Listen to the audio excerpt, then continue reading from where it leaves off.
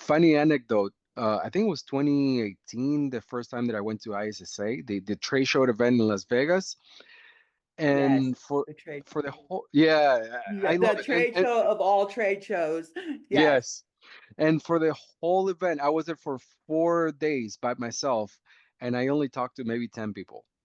That's how introverted I used to be. Uh, and It yeah, takes practice. It it takes does. practice. I won't say that I was introverted, but with small groups of people, I've always had a knack for talking. Hee hee. Uh, but it takes practice going up in front of let's say like my chamber events Hmm. and getting up and speaking to Oh, an audience or receiving some awards and getting up and speaking in front of 1,000 people.